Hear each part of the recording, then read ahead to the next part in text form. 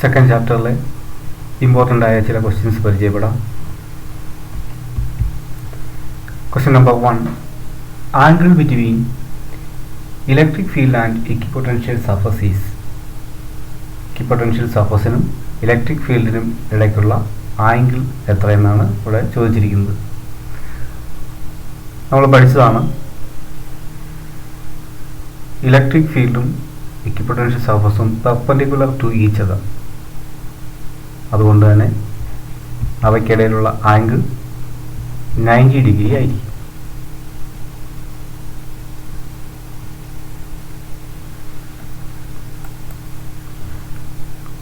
Next question. Electron volt is the unit of.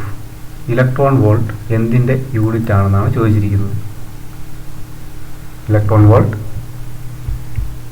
എനർജിയുടെ യൂണിറ്റാണ്. Atomic and nuclear ഫിസിക്സിൽ energy measure ചെയ്യാൻ ഉപയോഗിക്കുന്ന യൂണിറ്റാണ് electron volt.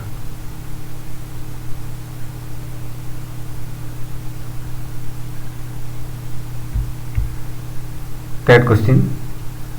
Farad is the unit of dash. എന്തിൻ്റെ യൂണിറ്റാണ് farad? Farad is the unit of capacitance.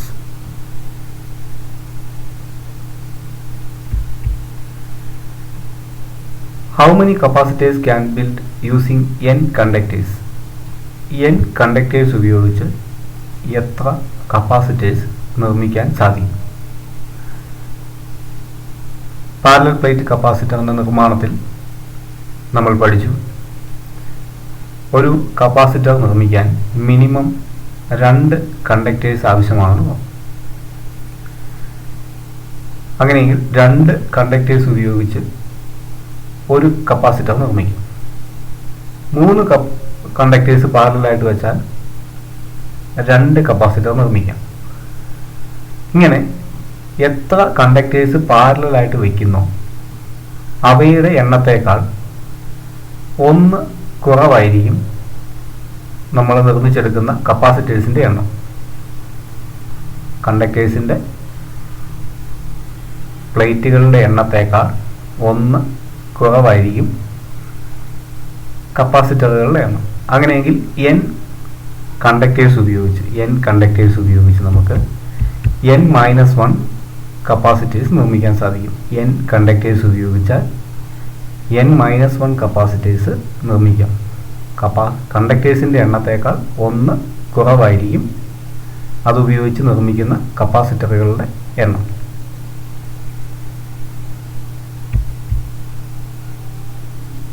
Fifth question. When a dielectric medium is introduced between the plates of a charged capacitor, electric field between the plates. Dielectric medium പ്ലേറ്റുകൾക്കിടയിൽ, കപ്പാസിറ്ററിൻ്റെ പ്ലേറ്റുകൾക്കിടയിൽ introduce ചെയ്താൽ electric ഫീൽഡിന് എന്ത് സംഭവിക്കും?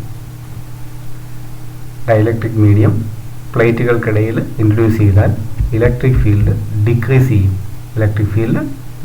ചെയ്യും.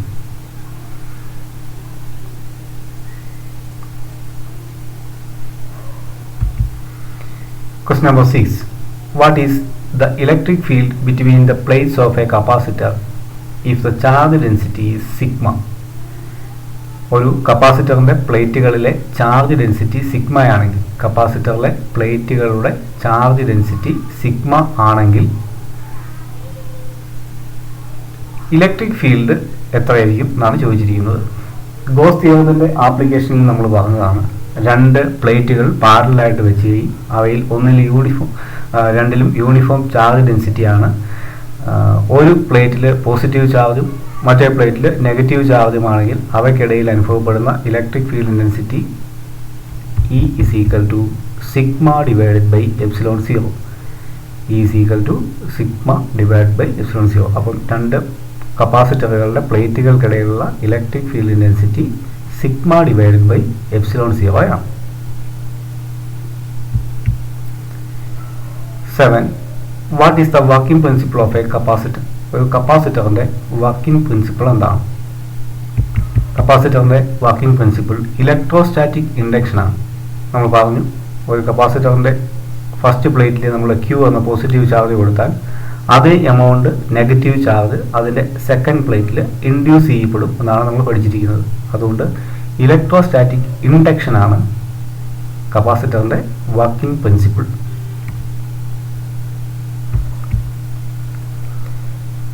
Next question, work done in rotating a dipole from parallel to perpendicular direction with the electric field.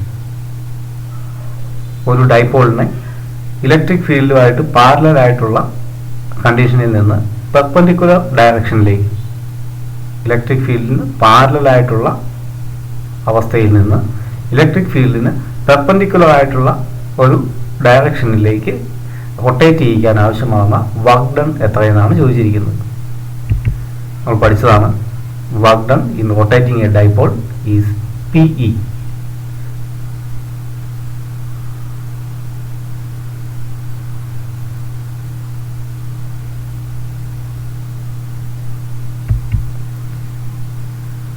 One electron volt is equal to dash joule. ഒരു electron volt എന്നത് എത്ര ജൂളാണ്? 1 electron volt is equal to 1.6 into 10 raised to minus 19 joule. 1.6 into 10 raised to minus 19 joule. When a dielectric medium is introduced between the plates of a parallel plate capacitor, its capacitance becomes. ഒരു dielectric medium പ്ലേറ്റുകൾക്കിടയിൽ introduce ചെയ്താൽ അതിൻ്റെ കപ്പാസിറ്റൻസിന് എന്ത് വ്യത്യാസം വരും? Dielectric medium introduce ചെയ്താൽ capacitance increase ചെയ്യും. Dielectric medium introduce ചെയ്താൽ കപ്പാസിറ്റൻസ് ഇൻക്രീസ് ചെയ്യും. ഈ ക്വസ്റ്റ്യൻ നമ്മൾ തൊട്ട് മുമ്പ് ഒന്ന് പറഞ്ഞതാണ്.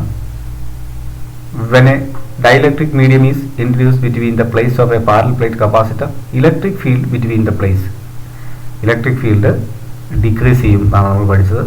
അപ്പം ഒരു പാരലൽ പ്ലേറ്റ് കപ്പാസിറ്ററിൻ്റെ പ്ലേറ്റുകൾക്കിടയിൽ ഡൈലക്ട്രിക് മീഡിയം ഇൻട്രൊഡ്യൂസ് ചെയ്താൽ ഇലക്ട്രിക് ഫീൽഡ് ഡിക്രീസ് ചെയ്യും, അതിൻ്റെ കപ്പാസിറ്റൻസ് ഇൻക്രീസ് ചെയ്യും. കപ്പാസിറ്റൻസ് കൂടും, ഇലക്ട്രിക് ഫീൽഡ് കുറയും. Work done in moving a charge along an equipotential surfaces. ഒരു ഇക്വിപൊട്ടൻഷ്യൽ സർഫസിൽ ഒരു പോയിന്റിൽ നിന്ന് മറ്റൊന്നിലേക്ക് ചാർജിനെ മൂവ് ചെയ്യിക്കാൻ ആവശ്യമാകുന്ന വർക്ക് ഡൺ എത്രയെന്നാണ് ചോദിച്ചേക്കുന്നത്. ഇക്വിപൊട്ടൻഷ്യൽ സർഫസിൽ ചാർജിനെ മൂവ് ചെയ്യിക്കാൻ വർക്ക് ഡൺ 0 എന്ന് വെച്ചാൽ വർക്ക് ഡൺ ആവശ്യമില്ല, അല്ലെങ്കിൽ 0 വർക്ക് ഡൺ ആണ് നമുക്ക് ആവശ്യമായിട്ട് വരുന്നത്.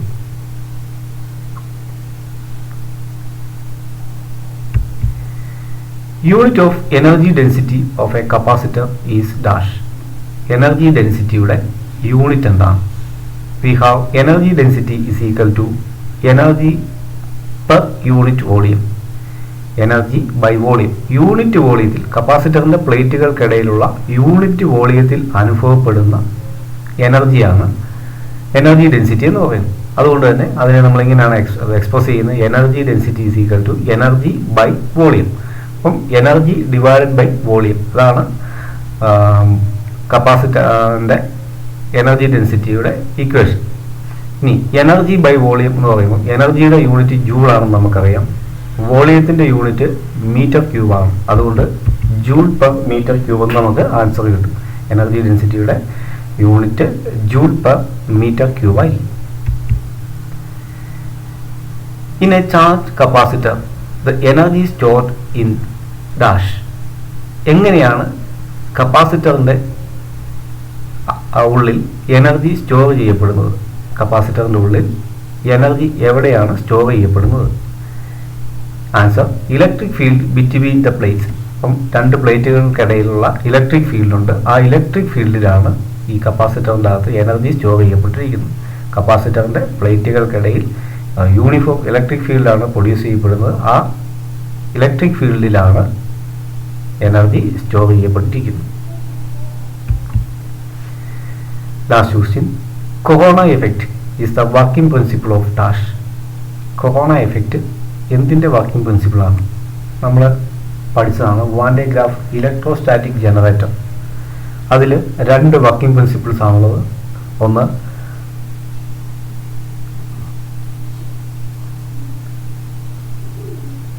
ചാർജുകളുടെ distribution, uniform distribution over the surface of a spherical conducting shell.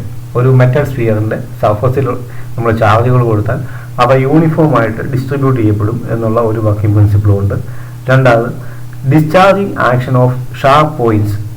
ഇപ്പോൾ ഷാർപ്ലി പോയിന്റഡ് ആയിട്ടുള്ള കണ്ടക്ടേഴ്സിന് ചാർജുകളെ എളുപ്പത്തിൽ ഡിസ്ചാർജ് ചെയ്യാനുള്ള കഴിവും. ഇത് രണ്ടുമാണ് van de Graaff electrostatic ജനറേറ്ററിൻ്റെ working principles. അതിലെ നമ്മൾ പറഞ്ഞ discharging action of sharp points, ആ പ്രിൻസിപ്പിൾ പറയുന്ന പേരാണ് കൊറോണ എഫക്റ്റ്. ഷാർപ്ലി പോയിന്റഡ് ആയിട്ടുള്ള കണ്ടക്ടേഴ്സ് ചാർജിനെ എളുപ്പത്തിൽ ഡിസ്ചാർജ് ചെയ്യപ്പെടും. ഇതാണ് കൊറോണ എഫക്റ്റ് എന്ന് അറിയപ്പെടുന്നത്. അതുകൊണ്ട് തന്നെ ഇതിൻ്റെ answer van de graph generator അല്ലെങ്കിൽ van de Graaff electrostatic generator.